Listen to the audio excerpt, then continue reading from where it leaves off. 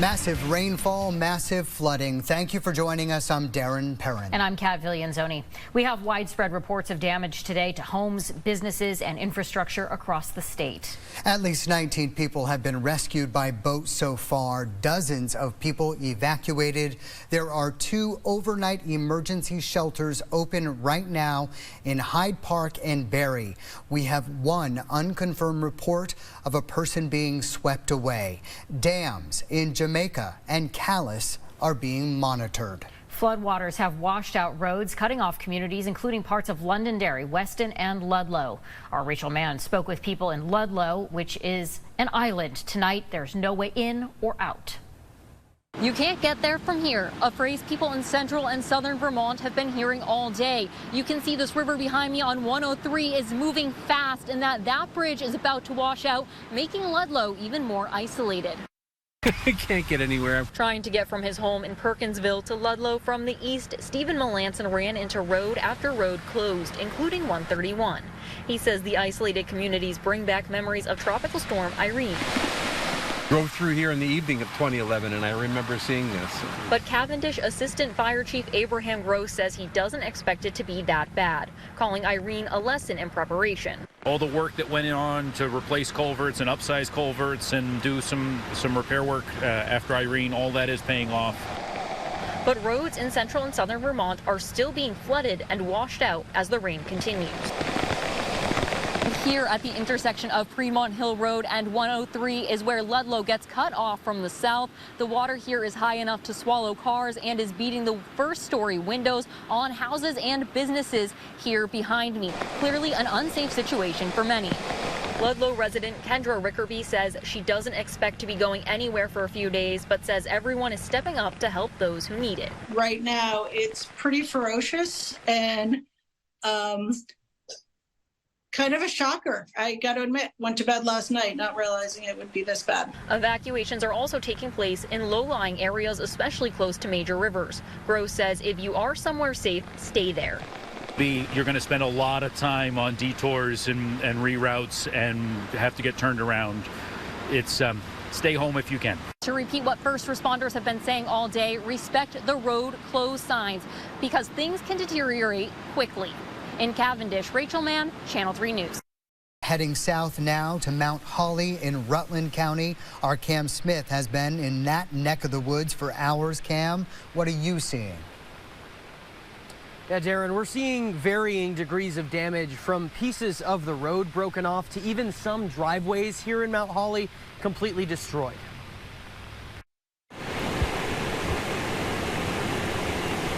Mount Holly residents braving the elements Monday. Jay and Nikki Umel say they were shocked waking up to the damage at their home. Oh, my stomach sinks when you look out the window and you see a 60-foot wide river going through your front yard. With the Umels stuck on one side of the driveway, we communicated by phone. Jay says they've watched several items get swept away. We kept expecting to see a car or a truck. We did see several propane tanks and a lot of trees, so we're thankful our big bridge held. Periods of heavy rain washed out roads, toppled sheds, even swallowed cars. First thing I saw was my car underwater, and then I just wanted to make sure, that my aunt and uncle were okay, because I know if water rises, they're going to be in a, I don't want them to be in trouble here. Sharon Rufino has lived in Mount Holly for 6 years and says she's never seen flooding this bad. This is the worst this has ever been, but I heard the rain, and when I came to my kitchen window, I looked out and I could see the water was way further up than it ever has gotten before. Early Monday morning, Mount Holly fire crews could be seen helping residents leave their homes before shutting down the road for several hours. Those visiting Vermont say they're not going anywhere anytime soon. I think we're going to be stuck for a little while. I'm just glad we're just high enough up from this. God, if we were down here, it all would have been wiped out.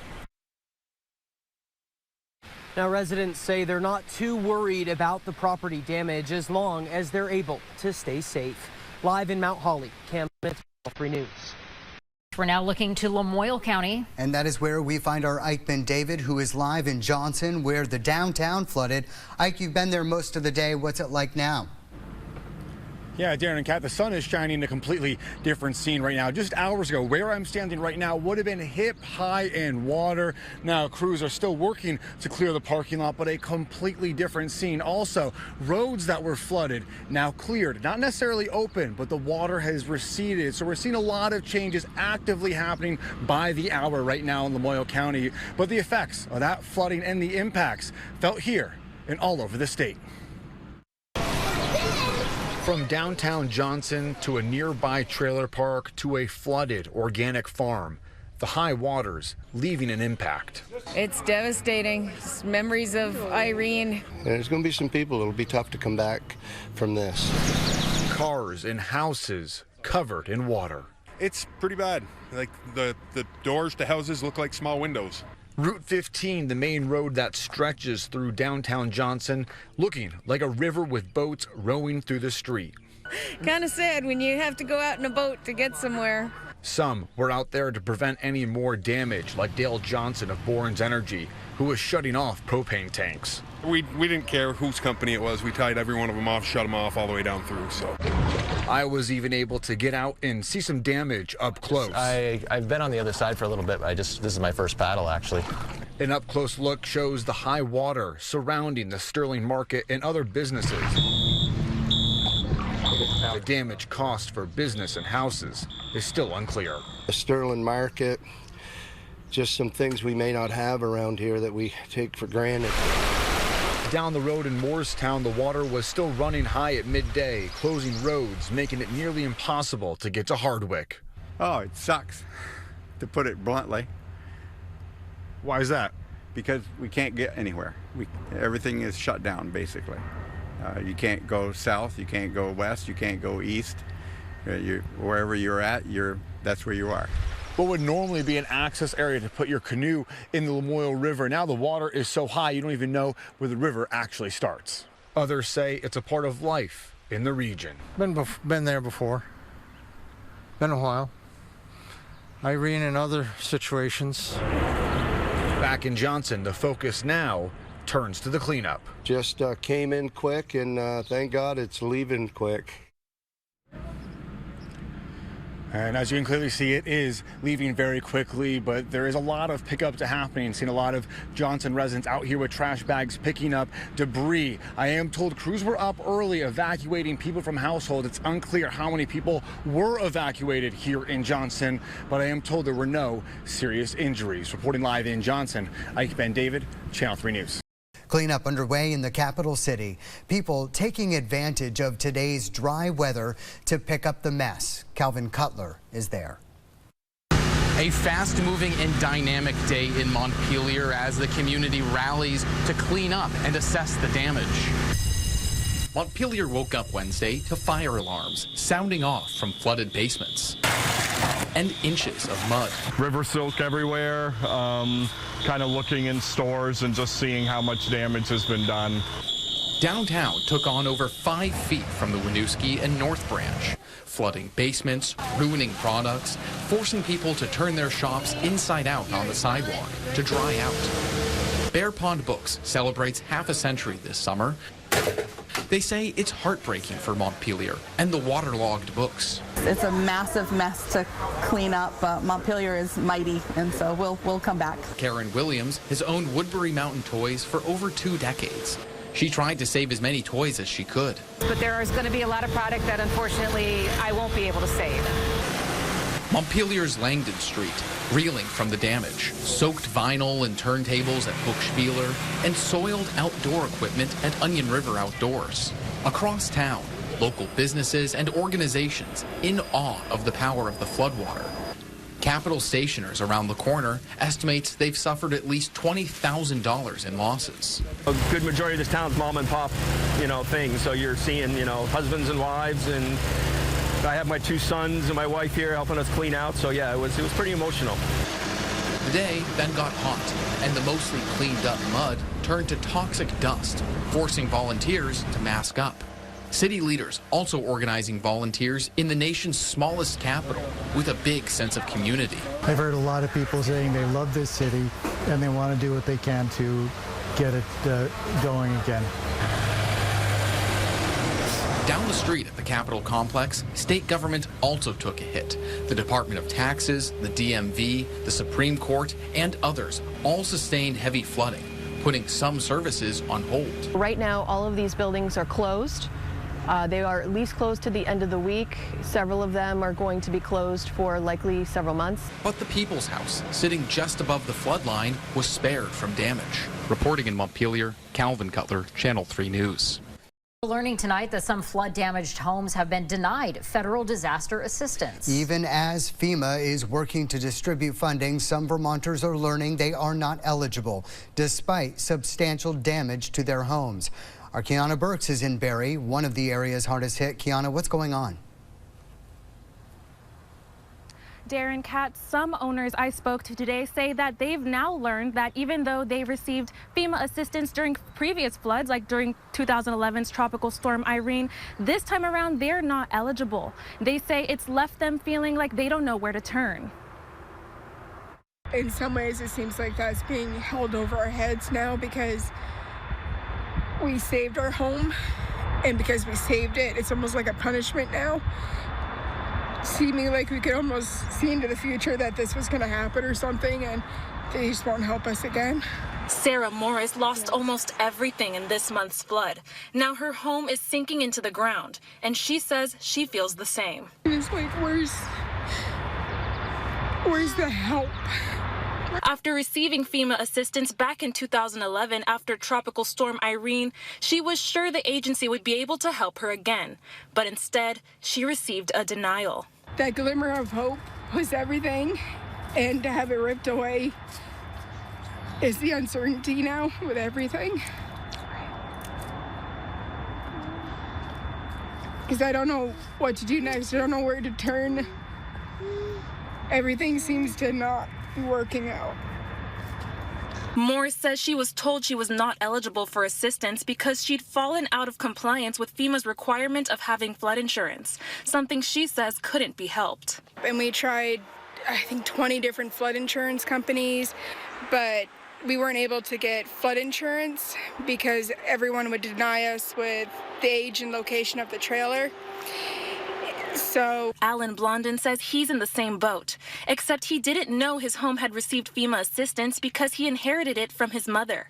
I inherited this home from my mom. She was at the time in her late 70s, and she probably didn't understand it either. She received a little bit of money, and so since they've already paid money to this house, they will not help me at all as far because we did not maintain flood insurance. But I did not know this, or I would have had flood insurance. His home took on feet of water in the floods, but without insurance and now a denial letter from FEMA, he says his options for help are almost non-existent. I can't even get a loan. They're saying, no, you're done for. You're not getting a penny. And now he's not sure what he's going to do next. The only options they're saying is, oh, you can appeal it. You can appeal it. I don't even know how to begin to go about appealing. I pretty much feel like I'm on my own island, deserted there, and that's how I really feel. Just really heartbreaking to feel this way, because nobody should feel this way, and I know everybody that's affected. Yeah, we put on a good face, but you know, deep down, it's hurting. Now, according to FEMA's regulations, those who do receive assistance are required to purchase flood insurance. So these denials are no mistake. We reached out to FEMA to see if we could get a scope of just how many Vermonters may have fallen into this situation and what they recommend you should do next. But we haven't received a response on that just yet. Reporting in Barrie, Kiana Burks, Channel 3 News. Continues at Vermont's Capitol. Tonight, for the first time, we take you inside and under the Capitol complex in Montpelier. Our Calvin Cutler is live there now. Calvin, how bad is the damage? Well, good evening, Darren and Kat. Some buildings fared better than others, but those that were hit were devastated. You can hear the roar of the generators behind me pumping fresh air into the pavilion building to try to avoid mold. Now, I guess just can't stress how complex the heating, plumbing, and electrical systems are here at the Capitol complex and how intertwined they are and how complex the recovery will be. Montpelier's downtown was slammed by the floods.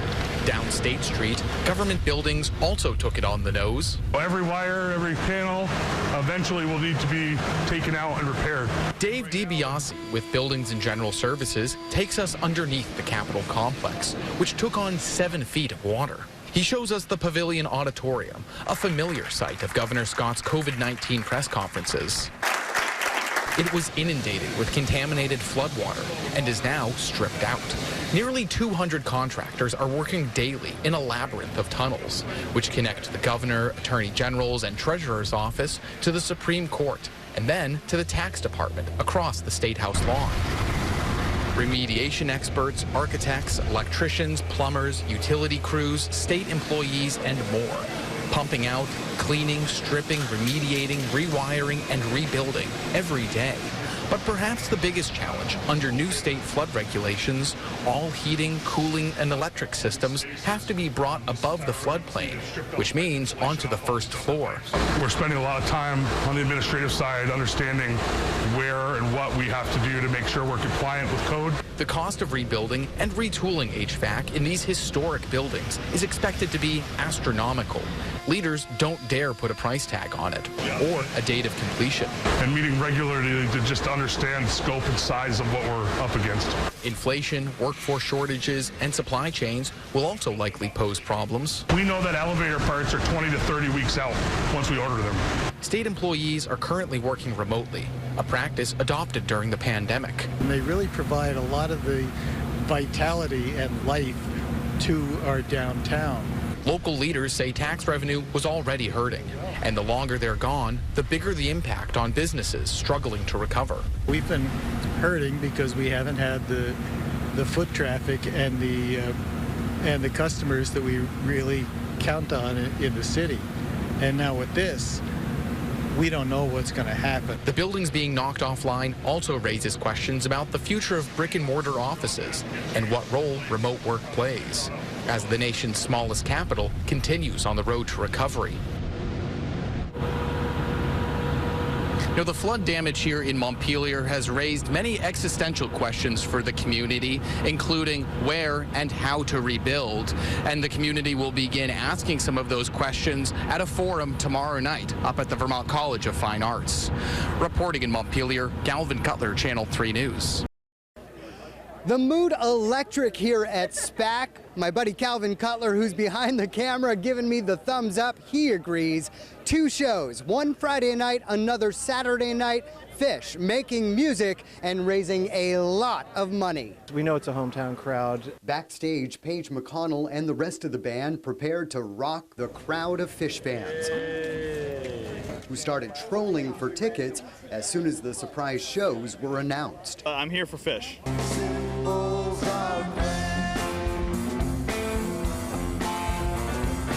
Fish was already on its summer tour when the floodwaters hit, and right away cast a plan to help. By the end of that day, we had two benefit shows happening at SPAC. 38,000 tickets sold for the 2-day event.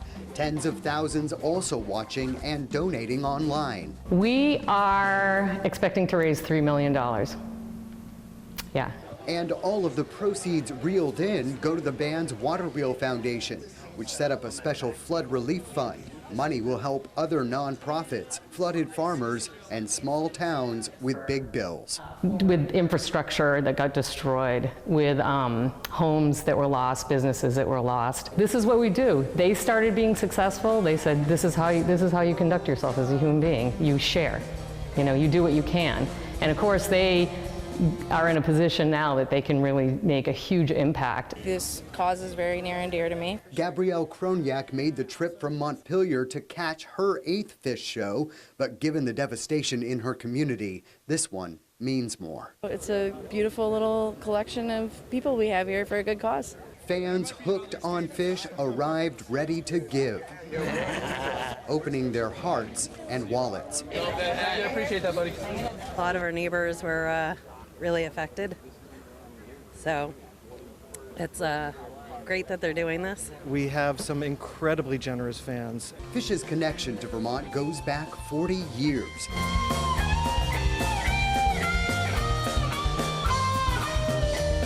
the then young band got its start in Burlington. Everybody who saw the band at Nectar's back in the day is in the audience. That devoted fan base helped spawn Phish's global success and still lures them to the stage 4 decades later. Stages all over the world, but their hearts remain at home in Vermont. We know that this is raising money for people that went through some really hard times, just a lot of love and a lot of support, and this is what we're doing to do what we can do to help. And the philanthropy won't end when the music does. Phish still plans to raise money for flood relief long after these shows are done to help those in need in Vermont. In Saratoga Springs, Darren Perrin, Channel 3 News.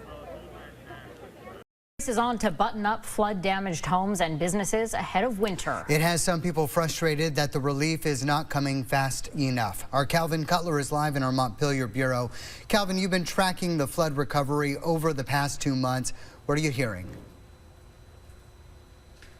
Yeah, good evening, Darren and Kat. Many home and business owners are still waiting for checks to arrive from FEMA and from insurance companies, and they're struggling to find contractors to do the work. Up there was flood mud from the 1927 flood. Numa and Georgina Haas live on Elm Street, right on the banks of the Winooski. Their first floor took on several feet of water during the floods. For the past 2 months, they've been zigzagging through the labyrinth of car and flood insurance, contractors, local assistance programs, and FEMA. I was the first client that walked in, so it was interesting. He says waiting for their $18,000 check from FEMA and getting reimbursed by insurance took time. The adjuster came very quickly. He was very nice, very helpful, but then the office took forever to process everything. They're just one family that's potentially looking at tens of thousands of dollars in damage. So far, FEMA has paid out $18 million to homeowners and renters. The average payment is about $7,000 out of a maximum of $41,000. FEMA extended individual assistance to mid-October, but they're still urging us to keep applying or appealing if you were denied. We are still at about 75% rate of people applying for assistance who are eligible for assistance. So that means that people are out there who are eligible for help that have yet to apply.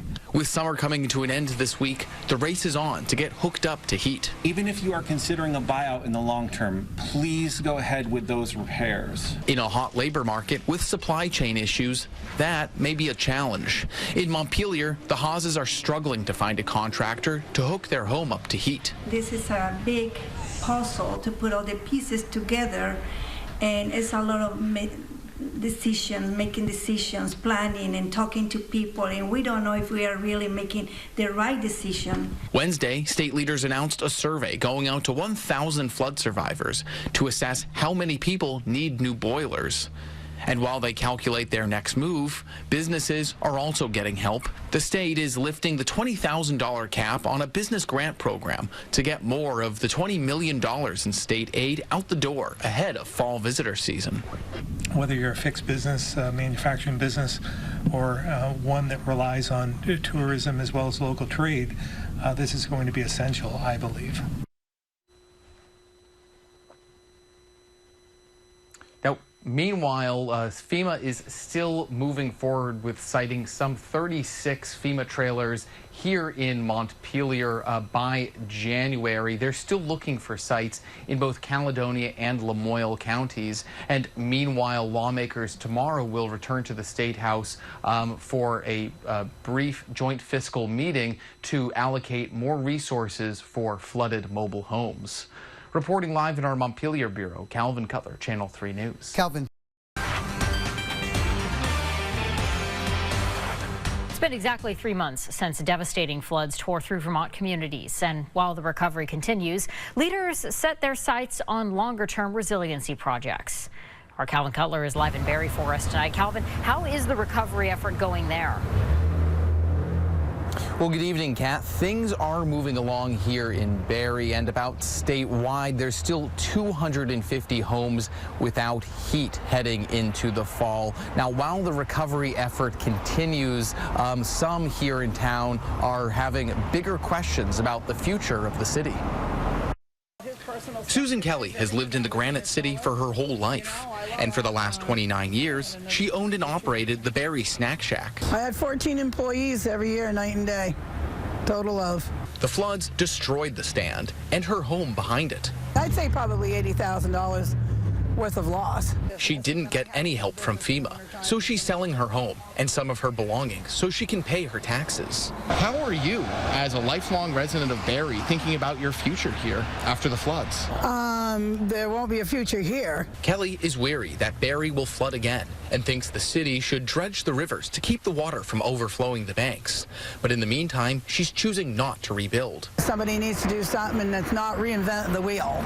Accounting for broken boilers, furnaces, and flood debris, Barrie was hit 2.5 times harder than Montpelier. 3 months on, Vermont is now looking at resiliency to limit the extent of damage in future floods. Building on what we started after Tropical Storm Irene, and that clearly needs to be prioritized in the years ahead as we adapt to a changing climate. Using federal cash, Vermont has made big investments in new culverts and bridges, flood-proofing buildings and filling in basements, and creating more capacity upstream through buyouts and floodplain restoration, like this project in Barrie, just up the street. The state bought out several homes and opened up more space for the Stevens branch to flow. We need to balance that approach with housing investments, infill investments that are outside of the floodplain, mitigate what we can if it has to be inside the floodplain. But leaders say that will take a big infusion of federal cash and a refocusing of priorities at the state level. Even if we were to fully eliminate greenhouse gas emissions in Vermont, the impacts of climate change will continue. In recent years, Vermont has had a big focus on emission reductions, including the Global Warming Solutions Act, allowing Vermonters to sue the state if it fails to achieve carbon reduction goals. Leaders say coming up with a legally binding plan for resiliency is apples to oranges. There is no risk fully eliminated. It's managing our risk. But back in Barrie, Kelly says there are still immediate needs in the community that are unmet. There's like 50 people that don't have any heat. And we're going into the winter. Now, we also learned today that FEMA is extending the deadline to apply for individual assistance. You now have until the end of the month, that's October 31st, to apply for aid. Reporting live in Barrie, Calvin Cutler, Channel 3 News.